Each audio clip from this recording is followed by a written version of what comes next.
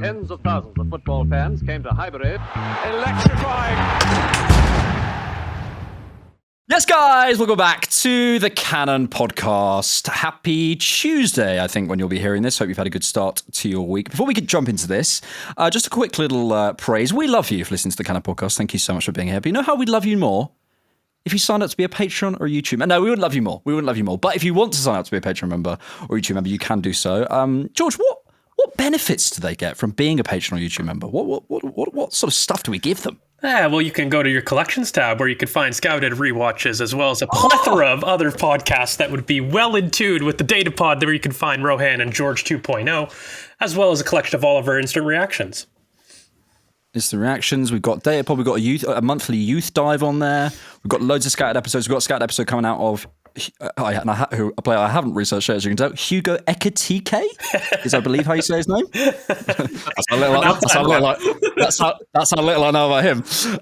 But yeah, genuinely, it would be lovely if you want to sign up and support us. Just thought I'd say that on the main pod. Hello, everyone. As you can probably hear, I'm here with George and Rohan, as it says on our recording studio here. That's okay. We all make mistakes. You know who else does? I'm going to start by lighting a candle. I've got my little candle here. I thought it would set the tone. I've got a little, I think it's like honey and sandalwood or something. Oh, it's wow. very nice. It smells very, very nice. I thought I'd start by asking you all, actually, and I'd love you to drop your thoughts in the comments. What stage of the grief process are you at with Arsenal's league season? I'm at the stage where I've deleted the X app off my phone. I've had suggestions of, someone said to me, I've downloaded FIFA and done a complete squad overhaul. Someone said to me that they're going to get a field tilt pillow and cry into it. And someone said, grow up. So, there we go.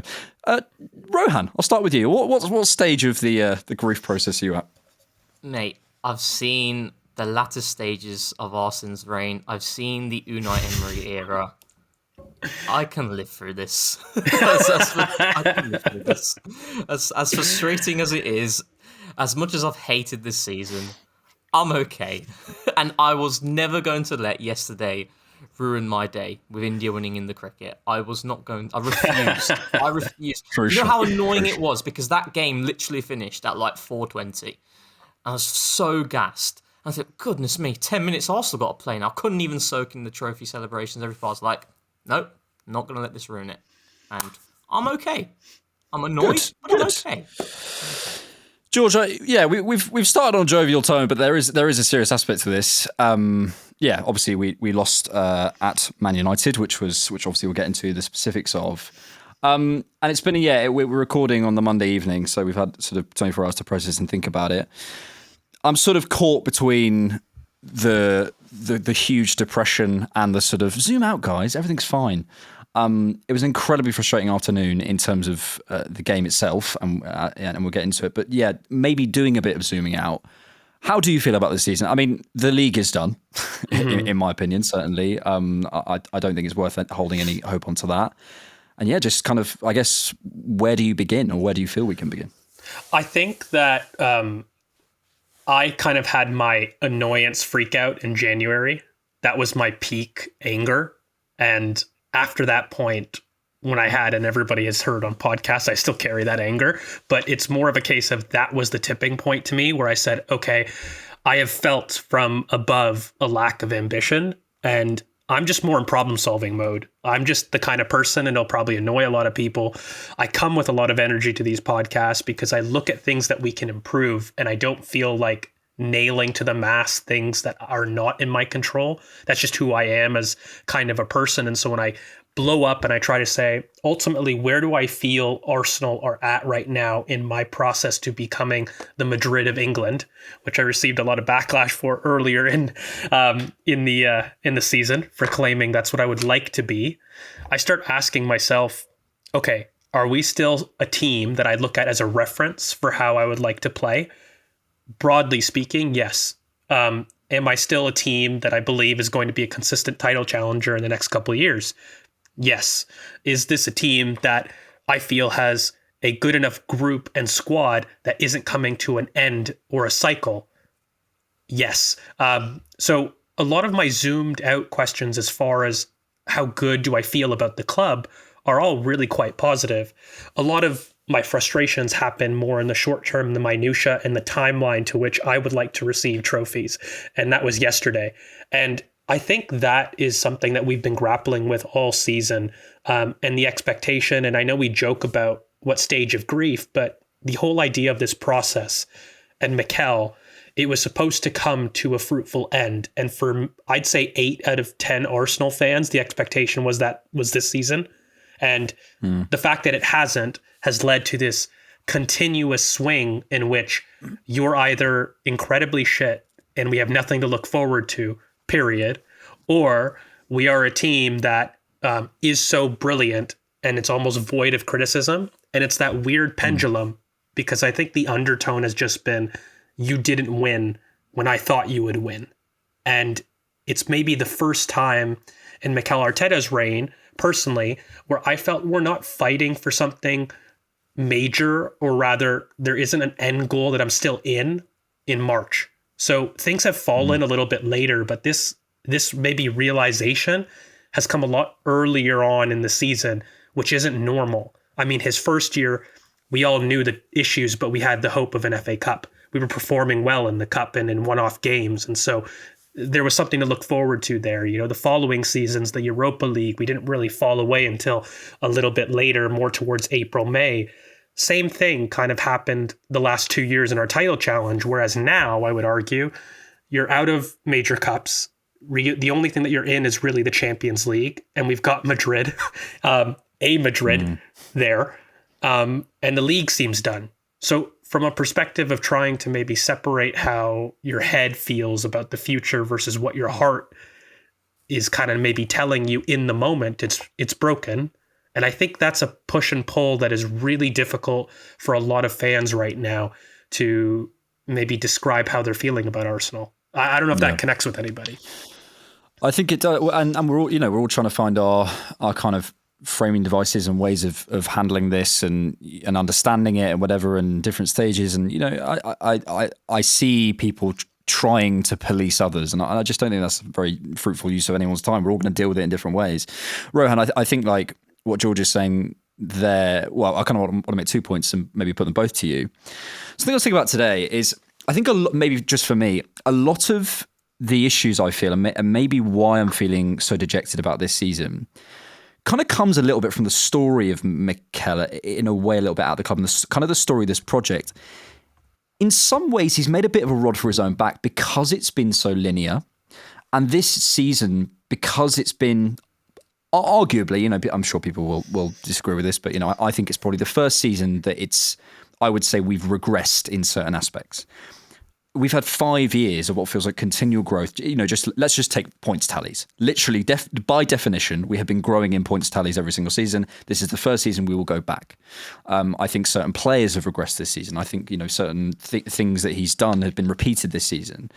But because of the linear nature of what's been going up to this point, it makes this kind of feel worse. I almost wonder, I sort of thought this earlier, say 22-23 let's put it a different way. Let's say we'd had everything as it was up to last season and we came second in 22-23.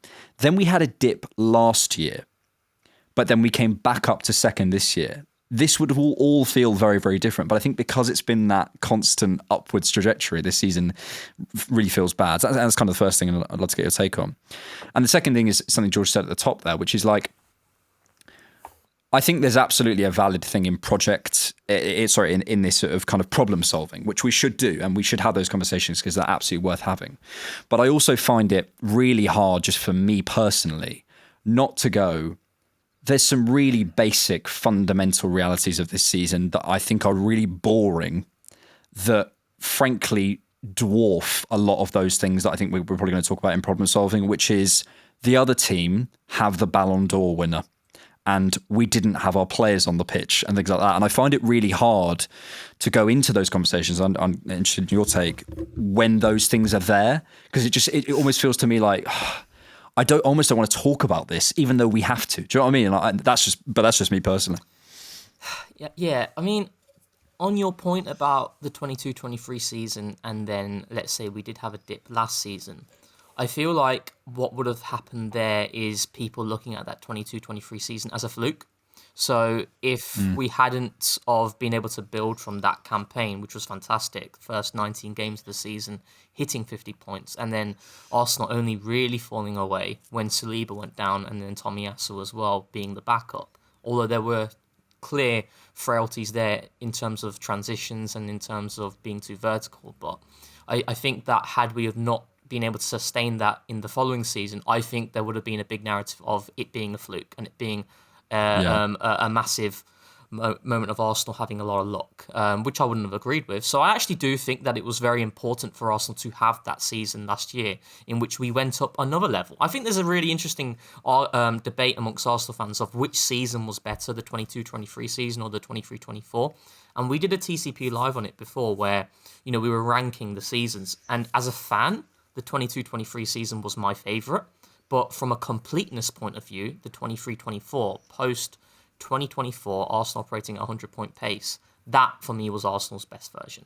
And then this season, I think it's not normal for a team to keep growing linearly, as you say. There's always going to be a moment in which you're not going to keep bettering your points tally, and that's came this season. There's a lot of realities there that, as you've alluded to, it is boring to talk about, and I think in this podcast we'll probably be talking about a lot of other things, but I do want to keep reiterating that there are a lot of external circumstances that has affected this season, But I think in terms of the frustrations, and people probably get tired of it, I've said it many times, I feel like it all depends on your patience levels. Because people thought this was the year in which Arsenal were going to win the league, especially what Mikel said on that final day after the Everton game, don't kind of don't be happy with what we've achieved here, in terms of, again, another good season, top season in the league. We need to go better and beyond. And Man City have fallen away, and you're thinking it's going to be Arsenal. And it's not. It's Liverpool. And I think that's where the frustration comes. And also, I think the cup performances, that is something I've maintained. I think that there are clear things we need to work on, and that is an area in which Mikel needs to do better in, because I'm someone who is not of the opinion in which, the Carabao Cup is meaningless. You have 4 opportunities to win silverware. They're all important. Yes, the magnitude of certain ones, the Champions League and the Premier League, hold greater weight, but you can't, turn your head against silverware. And I think that's where the frustration is as well for me personally, where I know what, with the league season and with what we've seen, especially with the Saka injury, I kind of lost my hope in terms of being able to win the league, but I was really disappointed in that Newcastle performance over the 2 legs. That's what really hurt me this season. So, but it does go back to your patience levels. I think as we all demanded and we all expected the title, because we've not achieved that, I think that's where a lot of the fan frustration comes in regards to Mikel. Can I ask you guys both a really quick question? How much do you attribute that you haven't seen anything new from Arsenal this season? So yes, there's this expectation to win, but how much is this fatigue of Arteta and the tactics and the difference? Because us as fans, and this comes back to maybe injuries and regards, but we haven't been able to see a tactical change. People are sitting there saying, this is a game I've seen before. These are solutions I've seen before. And it's leading to frustration beyond, okay, you haven't hit my objective. Because we all knew that was the goal at the back of the pod. But do you think there's anything as far as, I've not seen Mikel be something else this season, and I felt maybe as of last summer, I needed to see something different. And, it goes into the whole Mikel Merino, recruitment and yada, yada. Yeah, I think there's been a lot of this frustration is a lack of evolution, and maybe goes back to the story is we feel like we evolved kind of so quickly and so successfully in so many different ways and through so many different forms of Arsenal in quite a short space of time, really, as a team, tactically, technically, who the players were, importance wise, who the captain was, who our best player was, all those things feels like they changed so much. And probably from the back end of 23 to now, largely it's been the same. And I think you're absolutely right to bring that up. I think also, just to add something quickly also onto your point, Rohan, is that, it's never been done before to increase your points tally. What would that be? Not 5 years in a row, 6 years in a row, whatever it is. If we did it 4 years in a row, it's 5, and if we did it 5, it's 6. It's whatever we were about to do, we had matched the record, and we had never done it before. So maybe in some sense we were wrong to expect an evolution in points tallies. But I think George's point about we were maybe expecting an evolution in style or in terms of the protagonists at the club or whatever it might be.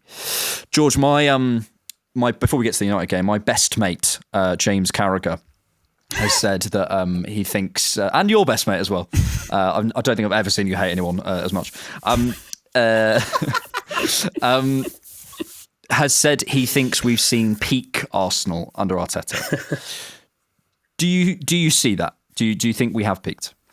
No, I think it's the most ridiculous statement I've ever heard, and it comes from an incredible. I had an inkling you'd say that, George. Yes. Okay, I have an analogy just to put a little bit of laughter with this. If anybody is, kind of old enough to remember original Pokemon, the original Pokemon series, okay? Yeah. And what I equate this Arsenal team to is the journey with, what's his name? Charmander, okay? You've got this kind of Pokemon who has, been trained to a point that he achieved a high level so much, and he got to his final evolution in Charizard so quick that he didn't respect the trainer enough, and there was an issue in terms of maximizing his potential at the final evolution, and he had to have a little bit more synergy with his trainer, and eventually they did, and they go on, and he's one of the best Pokemons in his trainer. And I kind of equate this Arsenal team to a team that has risen to the top very quickly, but in its final form hasn't realized its potential yet. And there is something blocking the synergy between elite aspects of the club and an elite team. And this goes back to your question about, is this a peak for Arsenal? It's laughable that a squad with the age it's at, with the talent it has, with the potential it has to grow, for it to be a peak. It's laughable. And I think what he's picking up on is actually sort of what we're saying, but going at it the wrong way. He's picking up on the lack of evolution. But then the question is it that we can't evolve or won't evolve, or just that we haven't evolved? And those are very different things. Yeah, and I think I don't know. I saw it and I got the impact that he was saying Arsenal won't evolve. Like, we've seen the peak, as though this is the farthest this team can go, which I find crazy laughable. Anyways, I do feel that this whole lack of invention and evolution is part of the frustration that we're seeing. It's actually the underlying issue for me when I actually look back, because trophies are easy, they're easy to define, and I feel as though that was just an expectation that everybody had, from Jamie Carragher to us three talking to the random X account that's user 19992 or whatever. Everybody felt that there was this. I think I blocked him. Yeah, exactly. But everyone said, okay, win a major honor. It wasn't even win the FA Cup. You have to win a major honor. But yeah, I look at Mikel. I think that is probably the biggest thing that I would give him advice, as though I could give him advice. I would just say, listen, I think when you're framing this season, it would help to understand an idea of where you wanted to go, because I haven't seen it for 12 months. And there is misleading, I think, commentary as to whose fault that is, so we fill the gaps. Right? As fans. Yeah. Do you know, it's interesting because, we spoke about this in the previous pod. And it's like, when we go through Arsenal's journey under Mikel, and we start off from the moment he came, Mesut Ozil started every single game in the Premier League, and we operated in that nominal 4-2-3-1 shape. He was in the hole, and Alex looking like he was in the hole. And then COVID happened. Boom, Ozil didn't play a single minute whatsoever after that, and we moved to that hybrid 3-4-3, that formation that brought a lot of success in the FA Cup against Man City and against Chelsea, and then we followed on in the Community Shield against Liverpool. Then you go to the next season and we continue with that system because we don't have anyone who can operate between the lines, and that clearly had its limits to what we could do, and you could see Arsenal's really poor patch of form all the way until Boxing Day 2020, when Emile Smith-Rowe, who's finally able to get fit and he's ready, we pick him, and then it's the evolution of Saka moving predominantly to the right wing, and we beat Chelsea 3-1 that day. And you go for the entirety of the remainder of the season. Martin Odegaard comes in the January window, and we stick with that system. And then the following season, that 21-22 season, again, we start with that shape, but then as we move towards December, we start to see the next evolution in which Granit Xhaka, being predominantly this guy who is facing play, lots of touches on the ball, a key pillar in Arsenal's build-up, moves higher, and Tierney moves a bit deeper. Then we go to the following season, it's the 22-23 campaign, Zinchenko comes in, and it's a massive change. And Mikel actually did, funnily enough, do you remember that interview he did with Carragher? I think it was halfway through the season, and he went on to show him those different clips of how, we needed Zinchenko to take this team to the next level. And then we go to the following campaign, we bring Declan Rice, and we go for a more controlled approach. So there's been something that has happened every single season under Arteta, So do you feel like he was more restricted as opposed to it being there for him and he's just chose not to fall? Because I feel like if the circumstances were better, we would have seen an evolution. That's where I sit on it. So it's... Yeah, I think you're onto something there. And I think the problem is the evolution at this point costs hundreds of millions of pounds. And it might take you to wait a year in the way City had to do with Haaland, whatever. That's the level we're dealing at. Look, all I'll say on this before we move on to the United game is the last time they said this was when we didn't get top 4 against Newcastle. So, that's the last time they said it. But I couldn't remember who Tony Adams scored against, so what do I know? Right. Let's move on to the United game.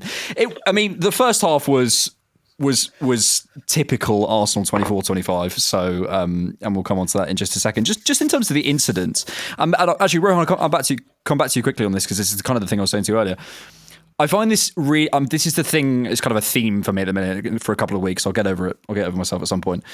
I just find it really hard when I'm watching a referee put a line too far back and a goalkeeper stood in the wrong position, and that's the reason they scored. We would be having an entirely different conversation, literally an entirely different podcast, if the referee had just not made that error. And I'm finding it really hard to to come to these discussions and not feel that weight of those things. And maybe that's sort of the weight of the season weighing on me. Also, the Aiden Heaven handball is a handball to me. I can't see that. But yeah, anything on the incidents on the free kick or the goal from Rice or whatever, didn't love the Selly. Did not love the Selly. I was actually going to say that. We might disagree. I don't love it. Just didn't like it. It gave me a little bit of that Giroud against Bournemouth late equaliser. I said it on the instant reaction, like just get the ball, just go to the halfway line and let's get that winner. I'm very traditional in that aspect. Like I'm not for the celebrations at that time personally. The Aiden Heaven handball, I've watched the game back, but I kind of just forwarded past that bit. I don't know why, so I don't really know. So yeah, I don't know about that. But yeah, the free kick, I mean, if he does his job properly there, Bruno does hit the wall. It's just like he does hit the wall. But David Raya's positioning, I mean, I like I said to you on the instant reaction, I'm very much with Paul Merson here. If the ball is well within the far post and it still feels like you've had absolutely no chance in saving it, that doesn't sit right with me. Now, I'm not a goalkeeping expert, but I feel like there are certain things with goalkeeping that doesn't change regardless of the era that it is. Yeah, I feel like David Raya should have done better there. But my God, his second half performance. Go on, George. Why is it okay to celebrate mediocrity then? Go on. Tell us why you hate the club. Go on. Obviously, I don't know if people know, like, I unfortunately had to go to church, so I didn't catch the game live, and I was able to sit with my emotionless hat and just try to watch the game away from, X. And, mate, I'm going to really push back. Like, I thought the first half was brilliant. I actually don't even think it was just good. I actually thought it was very, very good. And I thought there was a huge selling off point for the team in the second half. There was a lot of really good things. I mean, if Marino's shot on the outside goes in like the first 15 minutes, different game. Trossard has a moment from a brilliant scoop pass of invention in the center of the pitch where Odegaard cheats left, actually doing the things that on this podcast I've asked for us to see. Martin Odegaard was very left in the first half. There was a lot of times that he was cheating left and deep, but when he was in the final third, he went to the left-hand side. And I thought it was brilliant. And we were trying to go through the middle of the park. And then United woke up. From the goal, there was this whole thing where I felt Old Trafford was quiet. They were subdued into a position of inferiority from Arsenal. They barely had 5 passes in the final third. You know, the final action with the goal, it's unfortunate. I think David Raya is a smidge out of position. But it's one of those things where I have a look at it and go, okay, Bruno's going to score that. Like, why are you giving a foul, in the middle of the park there? Like, I would actually rather trust our defenders to block that shot than give Bruno a spot free kick unattended there, because that's just something that he does brilliantly. But beyond that moment, I don't think United had a kick. And Old Trafford was quiet for 45 minutes, and that goal woke them up. It woke the crowd up. It became, guys, this is Arsenal. And it was almost as though, I don't know if you guys felt this way, but through the screen, I got this intent that United expected the loss. It was expected. And they came in scared. The play was scared. Arsenal were dominating. We didn't do our business to capitalize in that moment. That was the time to do it. You give them the goal, and then suddenly there was an arrogance. There was a bit of, the crowd were really raised the level. Their players started playing. It became an actual contest. And instead of United just sitting back afraid, they were meeting Arsenal. They were running at Arsenal. And it became a case of there actually being a game. And so I guess it kind of leads into this final part of where maybe I disagree. Like when I look at Rice and he's shushing the crowd, that's because it became a contest. The first half wasn't one. It was a case of you belittling your brother. Whereas I felt the second half, we were starting to make mistakes, but United really improved, like drastically. They became a very different team to me. The intensity woke up from them. I still got really frustrated with what we did and our changes and our substitutes to try to change the game. But I felt the first half and the second half of this United game were a very different conclusion and analysis. Yep. Like I woke up very different to those two things. I think I'd agree in terms of your characterization of the game and sort of when United woke up. And I think my pushback on the Rice bit is I think you can shush the crowd with your performance. You don't have to waste time running to the corner flag. They're 13th. We're equalising. We're in a title race, and I just in an optics and a time manner, it just didn't need to happen. I'm not going to kill him for it, but just it's United though. No, like don't you think like in terms of I don't know, like didn't need to do it. Like it's a right. Like here, I'm gonna be honest. If that was me, I'm doing that 1,000,000%. I don't care where it is. I'm going and I'm letting them know because I was told pretty much most of the half. And it got to a point for me, and the only reason I'll end on this, for me, Rice was clearly the best player of the game. And it was almost a Herculean effort that he alone saved us points. Almost won it. And he had multiple huge chances. That game-saving tackle, guys, that is a game-winning or game-drawing tackle. And that's his bread and butter. Yeah. And he himself was, I think, the only one refusing to lose that game. And there was a level of emotion that I think he was carrying in his play and aggression that I feel everybody else in the team was lacking. And that fire, maybe it carried over and people don't like it. I know I could be wrong with it. I personally like a little bite back if a player's being subjected to stuff. So I was okay with it, but I could be off. Fair. No, fair. Look, I just think contextually, both in the context of the season, the game, and where United are, I just didn't think we needed it. But again, I'm not gonna sit here and go Rice. I just didn't love it. The grand scheme of things as well. I mean, there was still a good 20 odd minutes to go as well in the game. Like, I am just kind of like very traditional in that sort of mindset where I just get on with it. Yeah. Ian Graham, Rohan, says that basically playing at home statistically means you add Lionel Messi to your team. I think that's something along those lines. Is something I Where are heard you today, going with this? and I think George is right in terms of when the crowd woke up. We sort of we said on the instant reaction, I think we felt that the second half got away from us and we lost a lot of our discipline.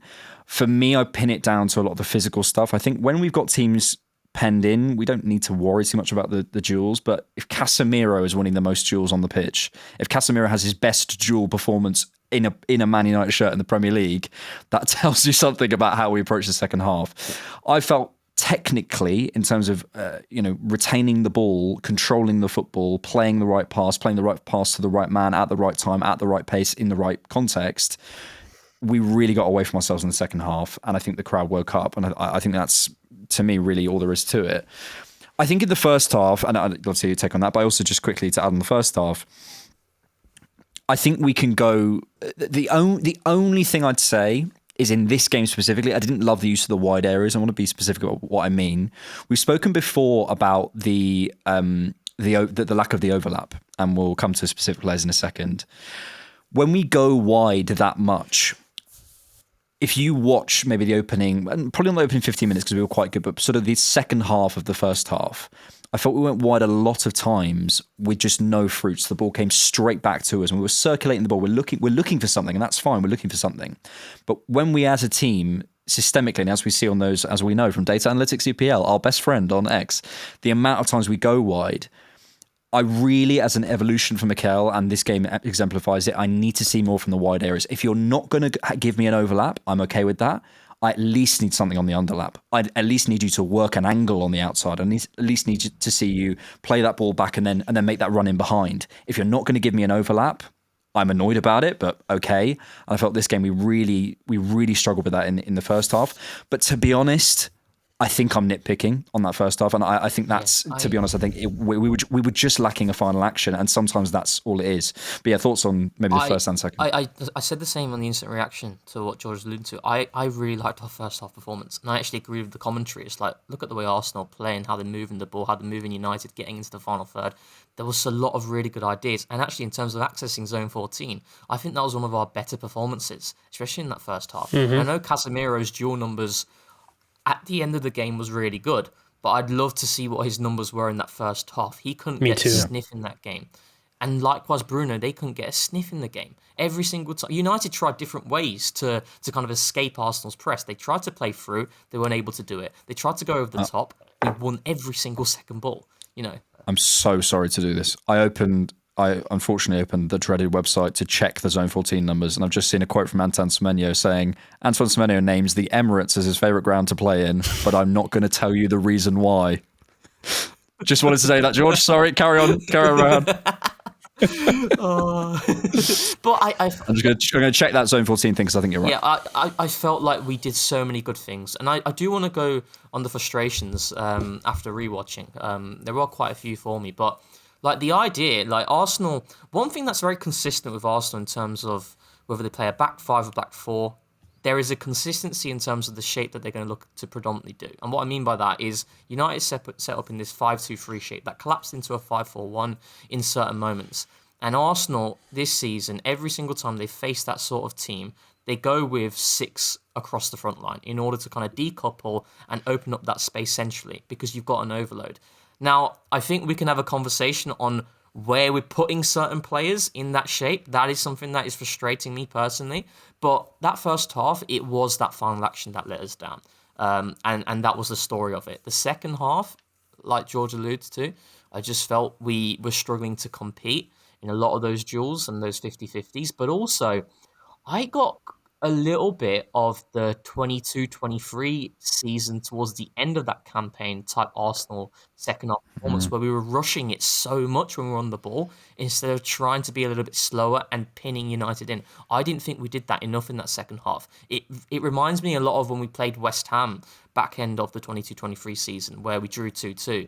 And I saw a lot of that in which we weren't able to build anything because one, we weren't good enough technically, and also we were rushing our actions, not just in the final third, but in deeper areas.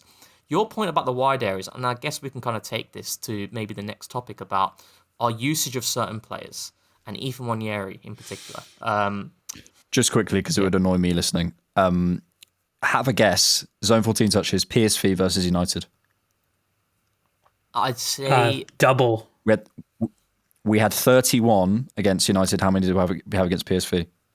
Close to double, at least 45.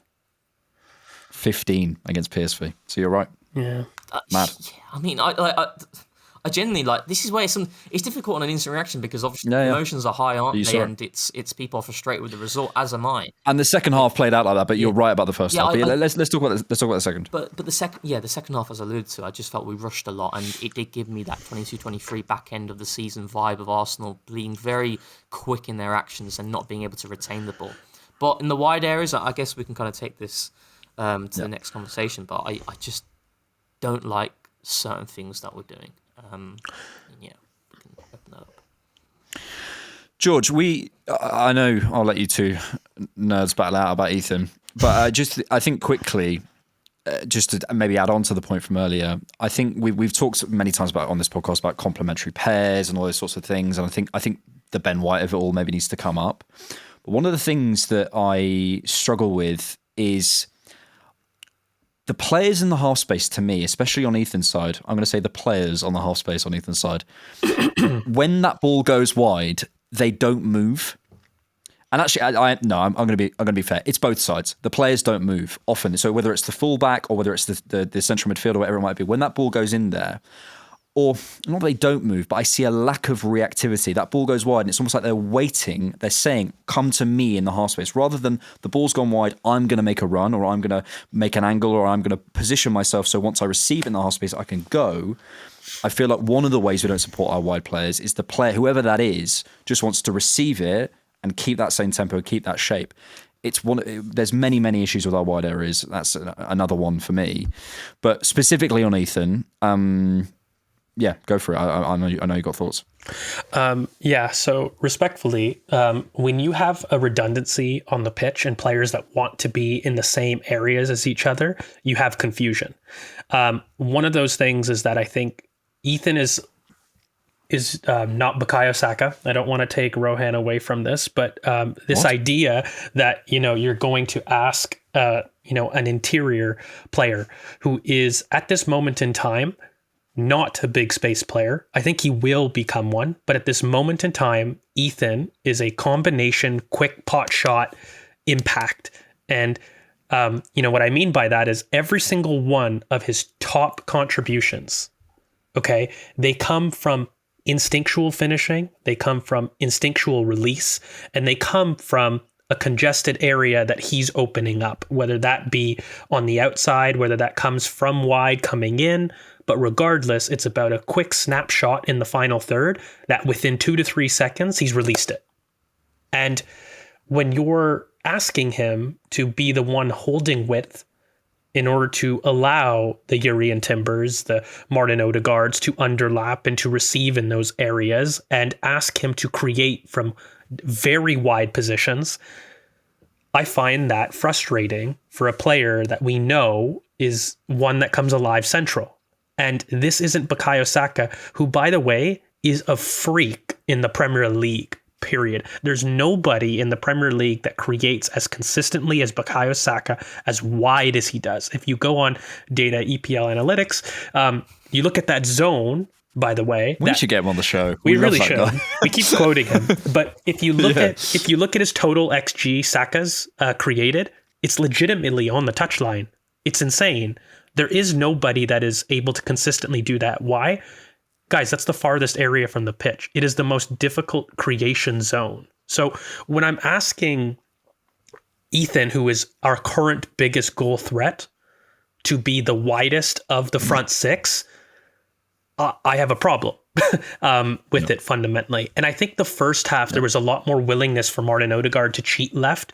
And what it allowed was for Ethan to come inside and Urian Timber at times to go on the outside. But he still doesn't do it with enough consistency, nor does he do it with enough aggression. And the last point I want to make is occupying space is not the same as maneuvering space. So one of the biggest things that I used to say to, players and, when I was coaching them, it's not enough just to be seen for the pass. You need to make sure that the pass is threatening. And you as the receiver need to do that. So that doesn't just mean I'm in open space, therefore my job is done. You need to understand that where that pass is going, how are you going to make it threatening? And you don't do it by being static. You don't do it by staying in a position where you're just open. Hey, pass me the ball. That's not football. Like, football is movement, exploitation of space, and one of the biggest things that Arsenal lack, that Bournemouth, by the way, and Liverpool and these types of teams are masters at, it's attacking space. And that to me is the final issue that I've got with this, because you add a Ben White to that side. What does it do? What is the change that does as opposed to Yuri and Timber, right, guys? Like, it doesn't mean that we add a player in the final third. Structurally, we're going to be the same. That's not the difference. But the way in which you see our rotations, as opposed to, hey, Ethan, get the ball out wide, pass it back to Yuri and Timber, Martin Odegaard come on the underlap, receive, let's go and recycle back to William Saliba, let's switch these rotations around. Okay, Ethan, you go inside, Martin, you go wide, Yuri, and you stay deep. This movement is the same, where you have the same three players, but you've prioritized very different releases of your pass. And that for me is the biggest issue, because whether it's Martin Odegaard, whether it's Yuri and Timber, or whether it's Ethan Nwaneri, neither of them have a deep, wide cross. Neither of them have an ability to manufacture space on the outside with enough consistency that creates doubt in a defender's mind. So 8 out of 10 times, if I block the center, I'm safe.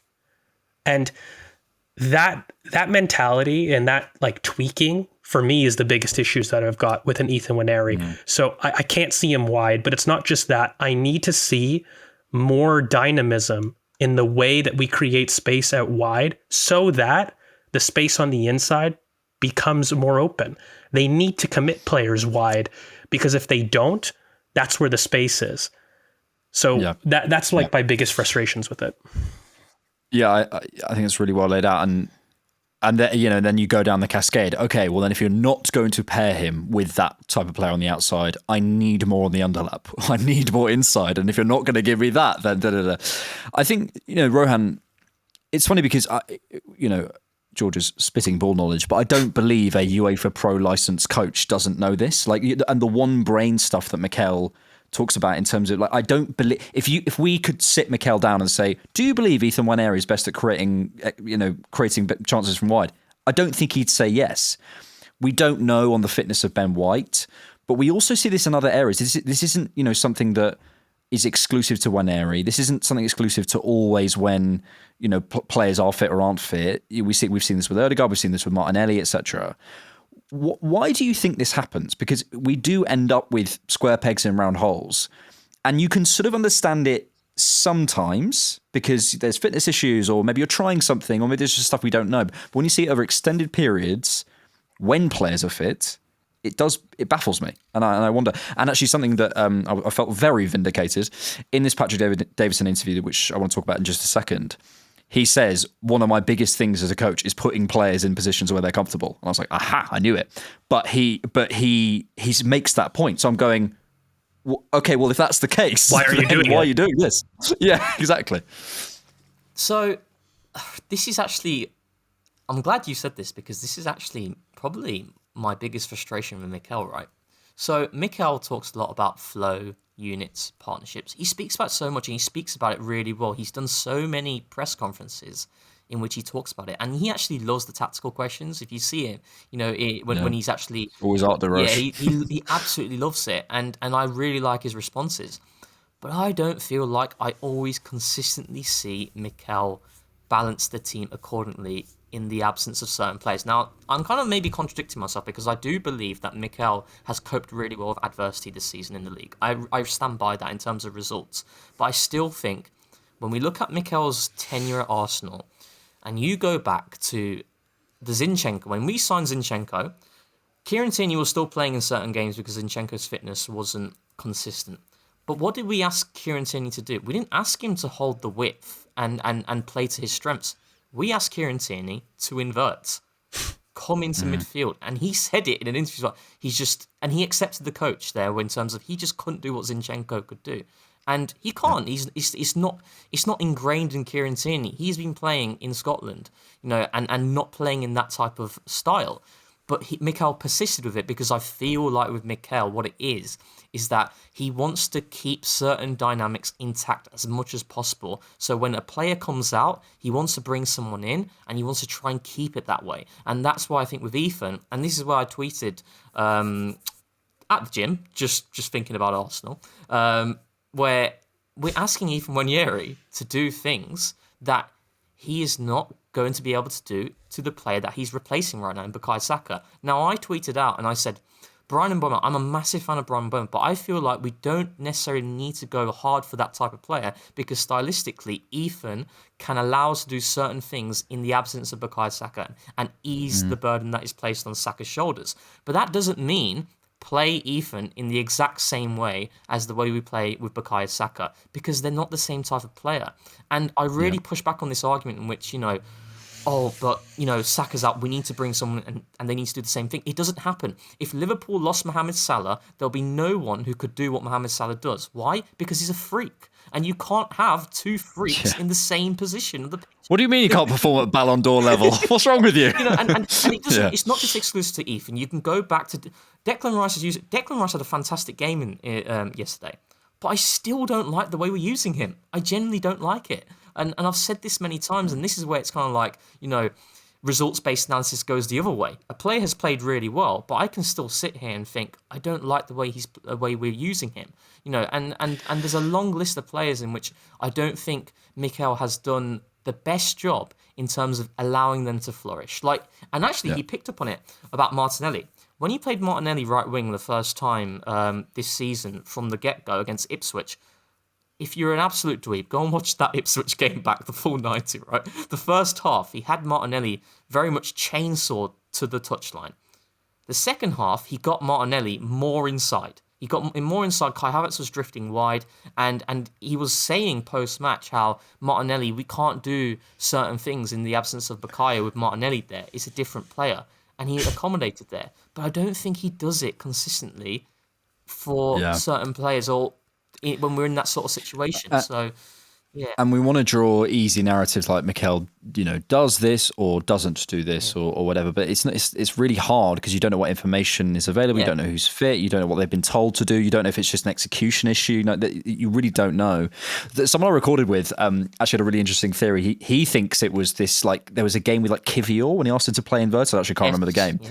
But he's like, that's the game where Mikel, whatever. And ultimately we won't know. This might be a good place to transition actually to this Patrick Davison interview, and we can sort of talk about this sort of almost by omission. If you haven't seen it, it was a really interesting interview with Patrick Davison on Sky, about sort of 12 minutes with Mikel, and it's tricky, he sort of confirms, this is so dweeby, he confirms we're in phase 4. I've seen people aggregating on the dreaded website that it was 4-2-5. It's not what he said. He's asked what phase we're in. He says phase 4, and we haven't got from 4-2-5 yet. And people thought he said 4-5, but we're in phase 4. Okay. So there's your key information of the day. He sort of talks about what that phase is and sort of stuff like that. So yeah, it's a good watch. But the thing I wanted to focus on is he's sort of asked what he's learned from this season. I've been dying for someone to ask him and sort of what the lessons are, because that's really what we're all hoping for, right? How are you going to evolve? How are you going to react? We can give you all the context, all that sort of stuff, but what have you learned and what's going to change? He didn't say coaching. He may also mean coaching, so maybe we can come to the things that he didn't say. But here's the 3 things he did say. I won't get the exact wording, but he essentially said squad building, crisis management, so dealing with situations that have come up, and essentially learning from those, learning what the people near to him are like in adversity, but also those who are far from him in adversity, which I thought was a really interesting quote. Very interesting. He sort of half smiles when he says it. It's worth a watch. And I think he is referring to maybe probably January and what happened there. He's said he's disappointed, and I don't think that takes a genius to work out. George, I'll come to you first. Firstly, on the things he didn't say there, and again, that's not an exhaustive list. I'm not saying that he isn't saying he's learned anything coaching-wise. What are your headlines for Mikel this season? We've spoken about profiles. We've spoken about converting high turnovers into shots. We've spoken about pairing things, Martinelli, loads and loads of stuff. If you had to, let's say, isolate 2 or 3 things, you have 5 minutes with Mikel and some coaching things. What would you say he has to take from this season? Okay, I think number 1 easily is our transitional inevitability. That's your bingo. There it is. Thanks everyone for watching. Really appreciate it. It is going to be how Arsenal can maximize the amount of turnovers they get from the press and convert them to high quality shots. That ratio needs to be among the best in the league. You do that, I believe that actually wins Arsenal title alone. Seriously, I think it's that much of an improvement. Where we've looked at it, I think Arsenal's ability is maybe mid-table. You even get that to top 4 level. The jump is incredible for me. Another thing, I hate to do this, is to respect balance. And that looks like, mainly for me, and I'll be more specific, respect your wide dynamism. If you, Mikel, want to attack wide, and that's how you want to frame the attacking identity of Arsenal Football Club, you need to do better at respecting how you create stretching and wide situations better. We can't collapse in on ourselves as much as we do. And that's against these physical mid blocks. That's what we found. So I think you need to respect the wide dynamism a bit more. And I think the last thing that I would say from a coaching perspective is I need to see more consistent application of your ideas. So for example, when there is a crisis management and when we're behind, I would like to see a little bit more consistency than just pump it into the box with one aerial presence like I saw against Inter. That to me doesn't seem like a mentality that lines up with that type of team. I would like you to do what you've done in the past in terms of maybe creating space. I'd like to see maybe more flexibility and specificity to the solutions that you offer, as opposed to a blank slate solution that seems to come out in every physical mid block. So be varied, like you know the solutions. It's not that you don't. I'm not sitting here telling you something that you don't already know. But be more flexible in when you choose to apply these solutions and be a little bit less willing to just blank statement your one problem as a one solution. Well, he won't have Kieran Tierney at left wing next season. We didn't even speak about that in the Man United game. Jesus Christ, Raheem Sterling, how bad must you be in training? Let's move on to the things he did say. We'll leave the sort of the learning about those near and far to maybe we might have to have it another day because it's a long conversation. Rohan, in terms of squad building, what do you think he's referring to there? I guess to kind of set you up. I think for me, and we've spoken about it before, I still haven't actually checked if this is true. If we went in numbers wise under what we should have done in terms of into the season, that is simply unacceptable in the modern era. That is there's no Alex from TDK is going to go, well, no, that is unacceptable. That is not okay. So yeah, that's point one. But yeah, I mean, I'd be interested in your take on it. I mean, there's probably a number of ways to go with this, but I mean, numbers, quality, variability, maybe certain players that he's kind of given up on. I don't know. I would like us to recruit more specialists, personally. I think this squad has been built with a lot of versatility, and I think that really helps you in adversity, actually, when you do have players go down with injuries, and also the adaptability in-game. But I feel like when I look at this Arsenal team, I think its versatility sometimes can be its downfall as well, in which I believe you just sometimes need a player in which you know where he's going to play. That is where he plays, and he's a specialist there. And this goes back to kind of like the argument of, increasing the quality of Arsenal's front line. Like Thierry Henry, obviously starting on the left-hand side, but then once he moved there, he stays there. You do not move him. You don't move your best players. It's what happens. It's in the nature of football when you go through the years. Tactical evolutions, how squads change. Those are things that are iterations upon iterations. But where your best players are, you don't move them. And I feel like Arsenal needs to recruit some more specialists. And the other thing I'd say is this. I don't know if it kind of ties into squad building, but I want to, again, a critique of Mikel. This season, as I've mentioned already, I think he's done well in coping with adversity in the league with the injuries that we've sustained. But I think if I go back to the 23-24 season, I feel like another thing that Mikel does really well, that works really well for him, is when he has continuity, it really benefits the team because of the dynamics and how you see certain things flourish, especially for the right-hand side. And as George alludes to, like, you know, you go back to Arsenal's best right-hand side. It's when Odegaard was deeper, Ben White was making runs on the outside, and Saka coming inside. That was Arsenal's best attacking quality that we have seen in the Arteta era, in my opinion.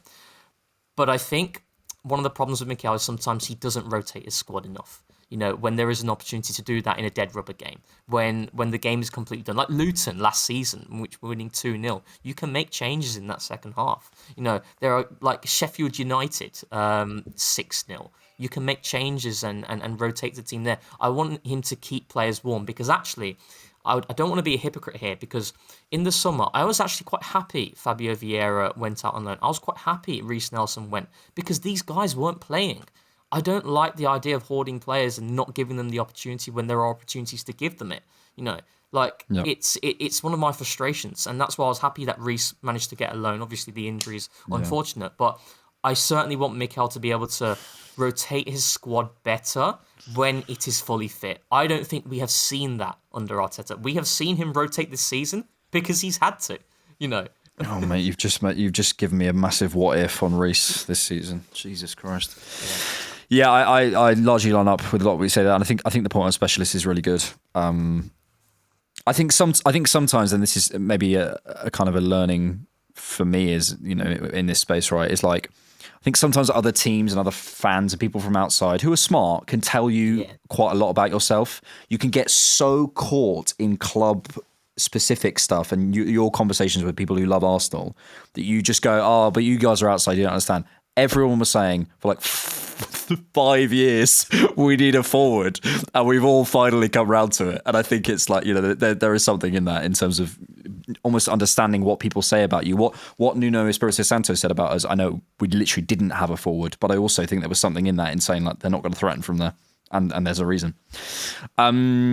George, in terms of the next category then, so like basically crisis management. This may not be where you want to go with this, so feel free to ignore my hosting. But I wonder what internal conversations are happening about the injuries this season. Mikel Arteta does not strike me as the type of guy who will not lead a 4-month peer-reviewed research into what has gone on this season. I don't know if we're going to see changes in management, in structure, in whatever. And this is sort of your bag in terms of experience and expertise. But obviously, you don't know internally.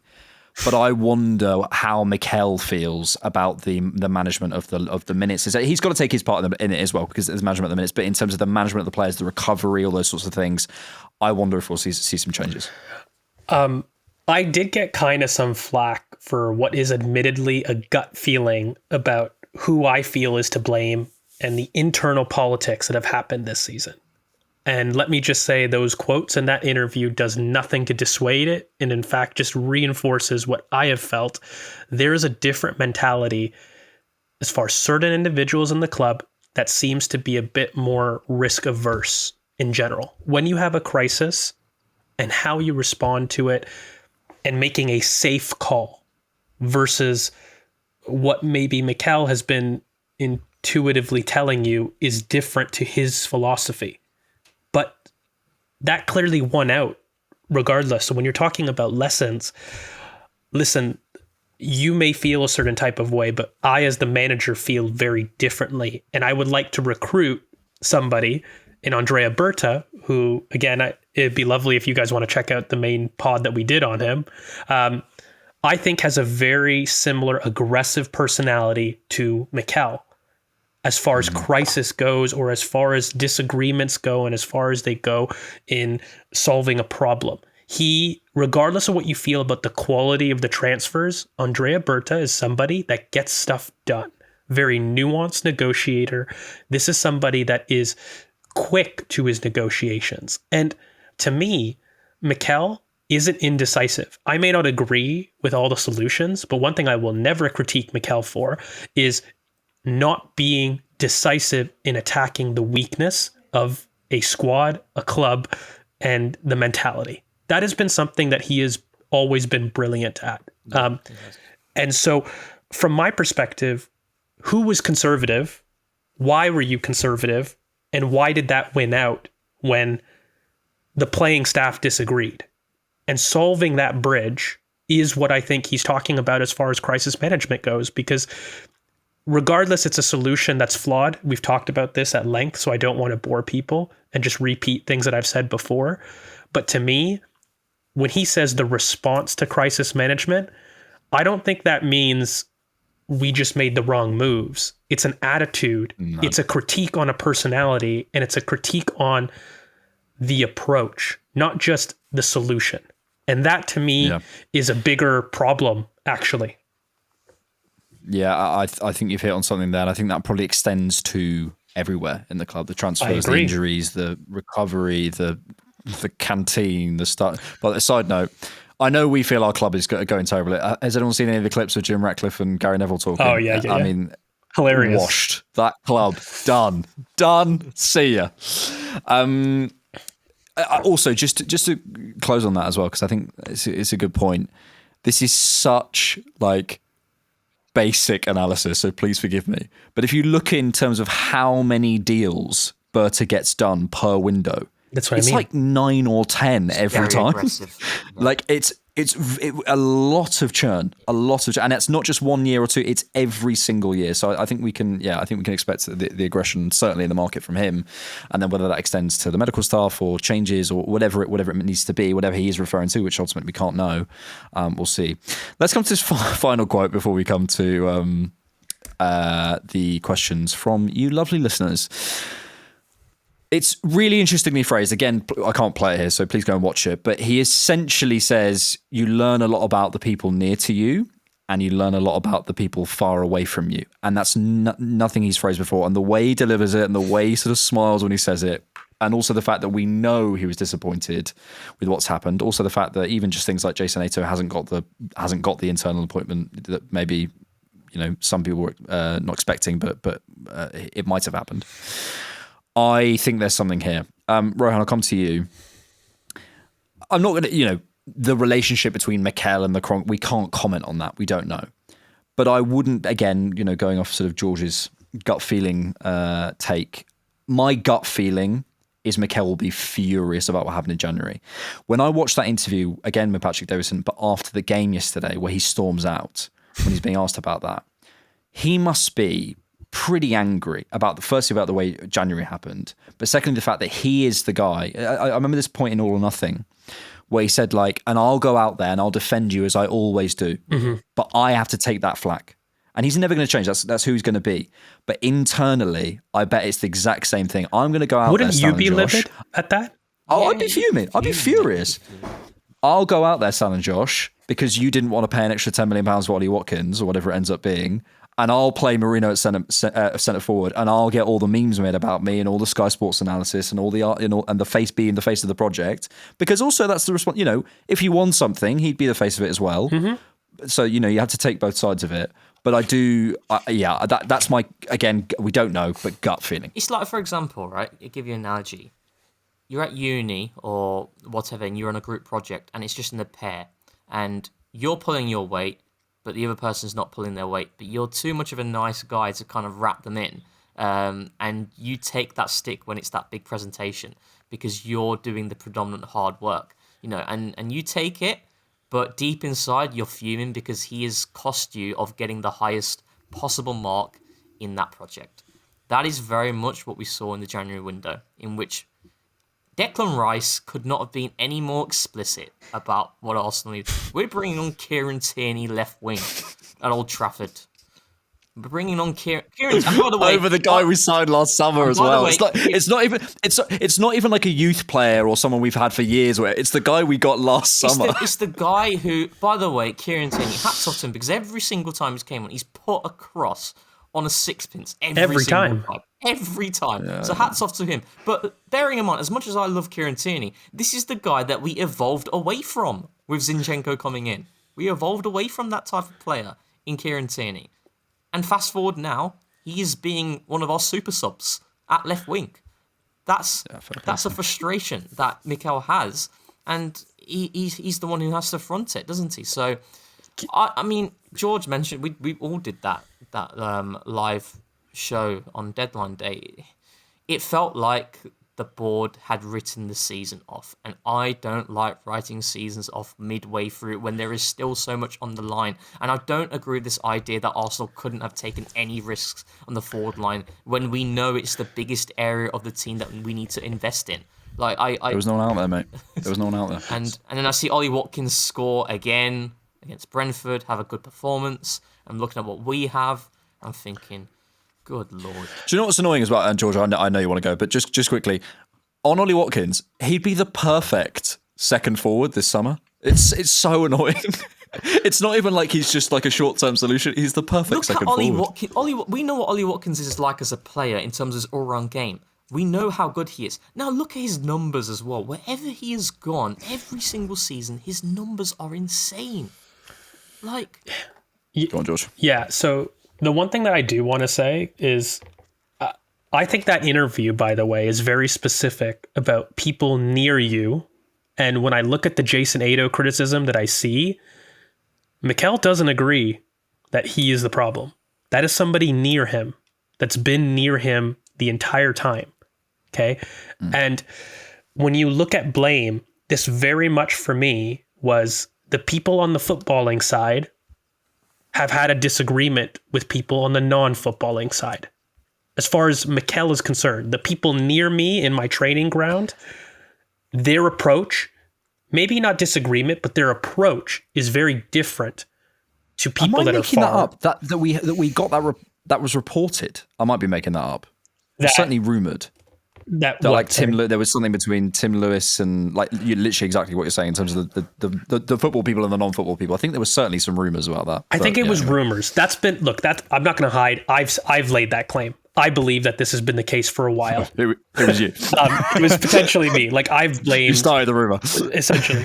But no, and look, the only thing that I want to say though is have a look at Mikel's mentality to how he rebuilt Arsenal. This wasn't a cautious, conservative approach. This guy, every step, his makeup, guys, he went into coaching a top 6 club for the first time, is being the youngest manager in the world as his first job. That's anything but cautious, guys. Yeah, exactly. And so this is why I say it's actually kind of dangerous to me. I'll be honest, those quotes. This is him as a person. And when he feels that that's not aligned, I don't believe Mikel is the type of person that will continue to take it. And the only thing that I'll say is I don't believe he's Arsene, who is so selfless to do that for long. And the fallout that I get from this season is why, for me, I actually worry about this a bit more. I'm glad that we seem to have gotten a strong personality in Andrea Berta. This actually, for me, is the best solution to what I've heard to the quotes. But I do want to end on this. Mikel will never be somebody that is going to wait for the crossing guard to get him across the street. He'll jaywalk to get to the other side. And if you're not going to go with him, he'll go alone. And he'll do it. He's very independent that way. And when you give Mikel that type of power at a club, by the way, and you restrict it, that to me, forget the ins and outs of the signings. That leads to more problems and friction to me than anything. So we needed to solve that. Yeah. And what Edu, I think, represented, by the way, was somebody that both people could respectfully bitch to. Sorry. Like the board could bitch about Mikel, and he would take it and say it in a very nice way. And, Edu could listen to Mikel, who had very intense conversations, and communicate to the board in a very nice way. And he was just a nice guy that wasn't maybe stark in his approach, but he was a good glue. Okay, that to me is what Edu did brilliantly. Now, when you look at Andrea Berta, you look at that type of personality, you talk about the churn and the qualities that he could do. Guys, I think we just added another person who is another person who is a jaywalker. So I don't even think it's just Mikel. if we have another crisis like we're looking at it in the future, I'd love to know how this new footballing operations works. But if we receive something similar to what we did this season, guys, I don't know about you, but I really worry about how invested Mikel, Berta, and the people that we've attracted will be, because they won't stand for it, mate. Yeah, I think a lot of that is very accurate. I want to just point out that was also on the announcement of and this is come through David Ornstein, and I think if we're going to say someone has been fed directly, I think we can guess that it might be David Ornstein. He said, I think a couple of times, the appointment was driven by AFC Managing Director Richard Garlick and Executive Vice Chair Tim Lewis. Josh Kroenke involved throughout for ownership and input from manager Mikel Arteta. But he said it a number of times, this was driven by Richard Garlick and Tim Lewis. And I think that's interesting. That might help us to draw the lines of where is the off-field and where is the on-field, where are the two camps? And I wonder whether they might be in America. It's going to be super interesting. I also look, again, this is pure gut. We'll go on to questions in just a second. This is pure gut. I imagine Mikel internally has said, don't do that again. And this is why it actually gives me a bit of confidence, because if they were going, this Mikel guy is getting too powerful and we don't want to do it, I don't think we do a Berta. I don't think we approve a Berta. I think this is a learning from our lessons. This is Mikel saying, look, I'm going to stick here, but don't do that again. And ultimately, we can learn from that. We should have done it. We should have done it mid-season, but we can learn. You don't bring in someone who has worked under probably Diego the most Simeone. prominent personality out there in football. That guy's a nutter. We all saw what happened. Do you remember when we played them at home in the Europa League? He got sent to the stands. He was upstairs. He's a nutcase. I've seen people celebrate league titles less than he celebrated that Conor Gallagher tackle. Did you see the clip of that? Insane. Two tackles. Yeah. He was like, do you know what it is though with Bert? It's like, we obviously will never know the intricacies of the director of football. There are certain things that we won't be able to be exposed to, that sort of information. But I feel like everyone has certain boxes that needed to be ticked with this director of football. Experience, someone who has been part of a successful rebuild, someone who can have a dominant personality, not a contrarian, but also not a yes man. Someone who can give you that sort of quality. He ticks those boxes, and this is where I was quite worried about this, because I felt like I had this feeling Arsenal might go for Ato, and it's not to say Ato can't do the job, but I think at the stage of where Arsenal are, they need someone who's proven and who has a track record, a CV that is respected. And this is what he has. Yes, he's not infallible. He has made mistakes, clearly. But I really do think that this is a pivotal moment in the project. And I'm actually quite encouraged and looking forward to seeing what we do in the summer now.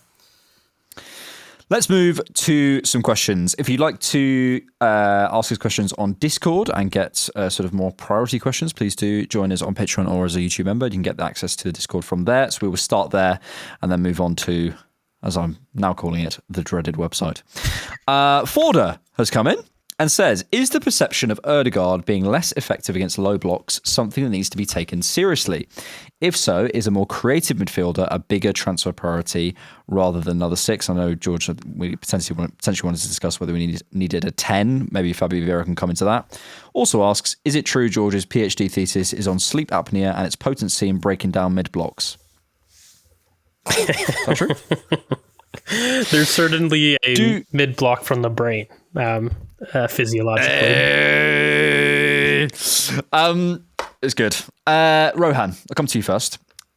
We do have Fabio Vieira out on loan. The problem is, look, and what I'm saying here is I don't know. He scores a worldie and everyone goes, oh, this is what we need. And then, but I'm also like, that was happening a couple of years ago. So it's difficult to say how much has changed. I don't know. What's your feeling on Vieira? What's your feeling on the 10 situation?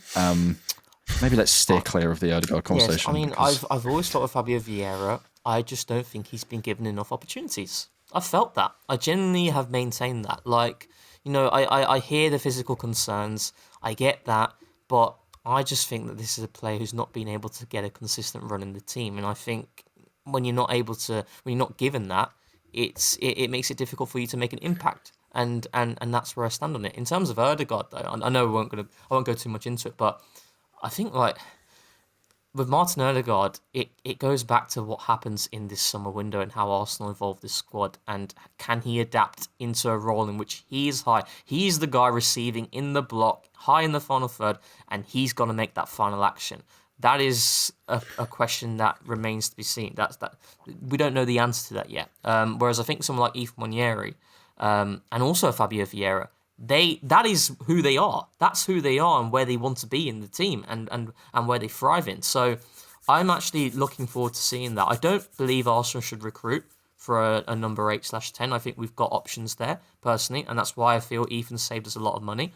And that's where I stand on it. I think that we certainly have the options there to deliver the impact. But I'm actually looking forward to seeing Mikel hopefully be ruthless. Let's say Ødegaard has a poor stretch of form next season, and we have the options. Will he be brave enough, like he was in the 21-22 season early on, in which he took him out and they played Lacazette and Aubameyang together because Ødegaard wasn't performing? So, because we do have options there now when everyone is fit. Yeah. George, my feeling on this is, well, it's complicated because I think this massively depends on the market. And I think if you're going to try and revolutionize that, let's say the plan, I'm not saying they should, but the plan this summer is to move on from Ødegaard. That would necessitate someone like a Musiala or a Wirtz being available, in my opinion. You don't bother doing that if you don't feel you're going to get an upgrade. You're going to get the next best thing in the sport. And I don't see who is available, who would come in. Secondarily, I think we boost ourselves certainly with Fabio Vieira, and I think there's different ways of accessing Ødegaard's skills and moving around, as we've spoken before. I think we block the pathways of Ethan and also with Miles a little bit as well, with that sort of buy. So for me, it comes to a very and also Max Dowman, a very specific market opportunity. If that comes up, I'm interested, but if not, it's tricky to see it happening.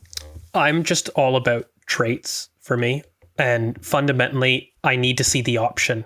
And this whole Ødegaard debate, it's because it becomes about the man and not about the trait.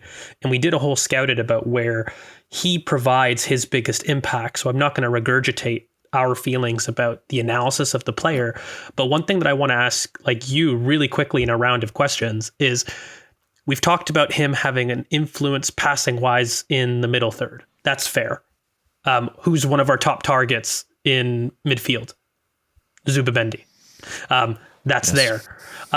If you're going to the market, what is a trait that Ødegaard is missing in the block? It's not just receiving, right, guys? Because it's also threatening from the top of the box, as well as shots from the box, as well as being a more expansive passer in the final third. Guys, that is what, whether you agree he's the quality, that is Fabio Vieira. And you need both. I need to have that option in the squad. So if you don't believe in Fabio Vieira, fine. And that's always my point. You didn't believe it in Emile Smith-Rowe, fine. But buy the player. Desiree Doué was a perfect opportunity if we were going to loan Fabio Vieira and sell Emile Smith-Rowe, that we didn't do, who's now exploded. But you need that, in my opinion, that central carrier in the final third as a midfield option. And I want to move away from defining Ødegaard as the midfield, as the team. I want to move away from that. That's the only thing I'll say. That doesn't mean get rid of Martin Ødegaard. That doesn't mean he's not a major starter. It doesn't mean he's not important. But to describe Arsenal, it's not Ødegaard equals creativity, and therefore bad Ødegaard equals bad creativity. That, I think, is unfair to the player. And that's also, it goes back to what Mikel alluded to, of how when Ødegaard was out of the team, he said, it's such a massive loss to the side in terms of, because, he is the one who galvanizes the entire team. And obviously, that's good in a way, but it's also quite bad when you think about how, okay, if he's the one who galvanizes our creativity, let's say, what happens if he goes absent and if he's not there? What happens then? That's a bigger problem that needs to be answered. I agree with you. I think we have the options there. And we've mentioned this before. When quality arises in the market of a Musiala, or even I think I saw yours about Camavinga, someone who mate. I absolutely love. You change your plans and you bring that player in. Why? Because quality is the driver. It always is, and that's how you approach it, in my opinion. Yep. So you both hate Odegaard. Glad that's cleared up. Alejandro on the Discord says, "How much longer, Alexander?" in a Robbie voice. Okay, what is it again? What's the quote? No, I can't do it. Skiving Scholar on the Discord says, "How much impact can you see Berta having on the upcoming summer window?" I know we discussed Berta, but maybe it's worth sort of talking about whether we feel it changes plans. We spoke about Jason Ato. I think that would be the continuity option, and I think we're all glad we haven't gone for that. I think, look, we can say things like more aggression, potentially more deals, all those sorts of things, but being specific, I'm looking at, like, for example, the South American market, which we might dip into. I think we'll probably look maybe for some big sales. Yeah. I think maybe what he might want to define himself by is we're moving on from this guy. And I don't want to predict who it is right now, but I wonder whether we'll see some big sales. But yeah, Rohan, I'll come back to you first because George has spoken about Berta. What's your feeling on that? I mean, for a very basic one is he has been surrounded by a plethora of star quality in attacking areas. A plethora. What did I? Give me some of that. I need some of that. Give me some of it. And the other thing, I think with the sales thing, I need that. I think with the sales point, we had a fantastic selling window in this previously in our last summer window. I think I really want to bang on that drum. Made a profit. I really want to bang on that drum because it's a really, really big moment in the way that we kind of approach the market in terms of sales and having more leverage on the players that we have. But I just want Arsenal. I think this summer window, I think this is massive. Like, because you have the fan base that is more volatile now because of the points that we've made before. But the people who are patient, I think that patience is going to go if Arsenal do not get what they need in this summer window. Mate. Yeah. We're three pretty, I would say, level-headed, and we're going like, come on. So I, if you look at the spectrum of Arsenal fans, I think you're bang on. I think for me, at baseline, get players in before pre-season starts as well. Get your big top targets if you can. Get them in, get them gelled into the squad, and we go hard from the get-go next season. I know it's not always easy because certain players that you want may not be available in the moment that you want it, and you might have to go towards the end of the window. But I really, really want Arsenal to be proactive and to get deals done as quick as possible. Yeah, I think. I thought you were. Yeah, when I look at Berta really quickly, there are a couple wins that he can do, and that is buying a significant forward before preseason starts. Like when you're talking about putting his imprint, I talked about this in the main pod. I don't know how much power he'll have in his first window to make, that's a Berta signing or a Berta sale. Like, I think it's going to come in with a sprinkling of ideas and he'll give his opinion. But there's three things that he'll do: speed of negotiations, signing and defining our forward window early, which is something that hasn't been done. Those are wins that he can do. And actually, lastly, which no one's talked about quite yet, the contract situation. Getting a big contract like a William Saliba signed during the offseason is a way for Berta to announce himself as saying, okay, I'm going to sell well, I'm going to get you big deals, and I'm going to get your big players committed to this project. And that's a way to, I don't know, every Arsenal fan could say, wow, Berta, you're amazing, immediately from that, excluding the player argument. Yeah. I think it's in many ways it's just a really good time. It's a really good time for many reasons, but one of them I think is, if Edu would stay, I'm not going to say, it's a blessing in disguise. Maybe it will be, who knows, let's see. But if Edu had stayed, there wouldn't be the same conversations as Berta's going to have this summer, which is basically he's going to come in and go, right, so this guy, he scored 1 goal and got 2 assists. Why does he need to be in the team? And we're going to have these conversations. And it may well be that it goes, okay, yeah, I see the value, but he's coming in with a fresh pair of eyes and he's saying, well, he's on that contract and he's on that contract and he did nothing for the team last season. He's been injured for 4 years. Tell me why they should be here. And I love that someone is going to be doing that. I think that's really, really important. But it's such a valid he's point of views. learning the Yeah, players. exactly, He's yeah. learning the players, Yeah, and in that learning, I think sometimes, like, if someone, like, I love it sometimes when people might know my background's in theatre. When my sisters would come and see theatre, they'd say stuff that you just would, because they're not in that world at all, you just never think about it. It would just completely never come up. And he's going to come in and go, well, why is that there? And you go, oh yeah, we never thought about that. Mate, like, I don't even do this facetiously. That's why I always ask, like, Steph her opinion on my projects and presentations. She isn't from that world. And to me, I'm so in it. And this is the problem with Arsenal. We're so in and we've seen the same things. Having an outsider just come in, by the way, just to evaluate is going to be huge. One question to leave you on, because I think you love who's the next sale of Arsenal, right? Don't make me do this. I won't do that quite yet, but I will want to ask you, what is your big Berta pro? Or, like, what if you could name one thing that you want Berta to do by August 31st to really get you on board? What, and just one, and I don't know, we can go around the table. What do you need to see from Andrea Berta to say that was a success in your first year? A win now attacking signing. If I can pick one thing, if I can only pick one, it's a win now attacking signing, and ideally early, as you said earlier. Yeah, I'd say the same. Like, that's it. But also, however he gets that, like, I'm willing to be like, okay, if he's looking at the books and saying, ultimately he has the access, I don't have the access. If that necessitates a sale that we maybe aren't that comfortable with, and he's going, no, we're doing this, fine, because we're doing everything we're talking about. We're developing our attacking philosophy. We're changing the attacking identity of this team. Yeah, and I think that would win over the fans massively, because I think if there's one thing the fans all agree on is that Arsenal need a forward. A top quality forward, and you bring someone like that in early before pre-season, and you're there on that Instagram post with Mikel with the contract right there. I think that can people be love that. Yeah. I think the one thing that I would like to see really quickly that he's not done in his career, I would love if he gave more interviews. So I've already kind of talked about the stuff that I would like to see off the pitch, but if he had, like, a strong voice in the background. And it could be Garlic, but I just want somebody from the boardroom to speak and not let it be Mikel. Yeah, absolutely. Let's do one final question from the dreaded website. OW. Feels like that should be its new name.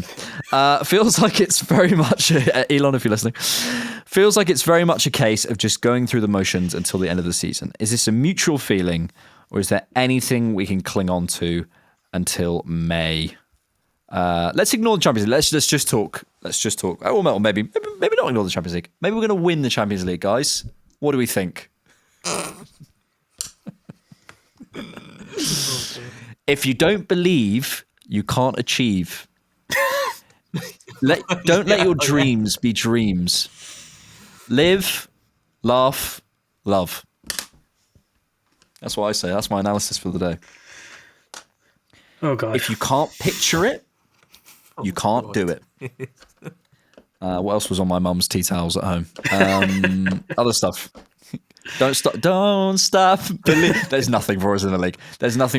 Absolutely nothing. And I don't think the Champions League's going to happen. But I think that, to be serious, this could be a real time of experimentation. Yeah. And I'd love to see some new things from Mikel. Some new stuff, because, bro, the league is done. Don't bother.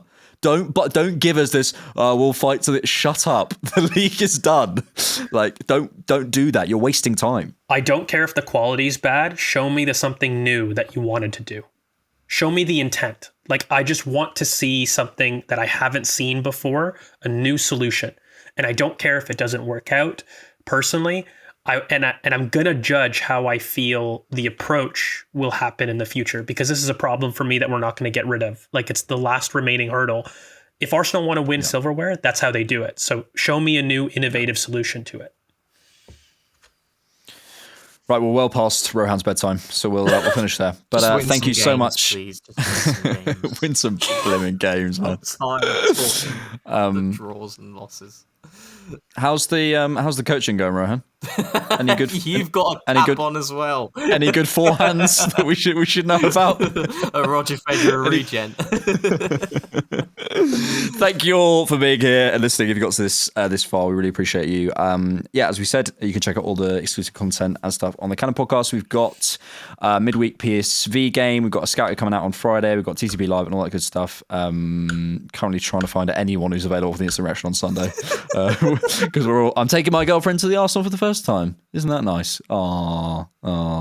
If you see me, I was going to say something very. Don't talk to me. Well, you can say it after. Thank you all for being here. Thank you, Rohan. Nice one, mate. Thank you, Georgie boy. Thank you, good sir.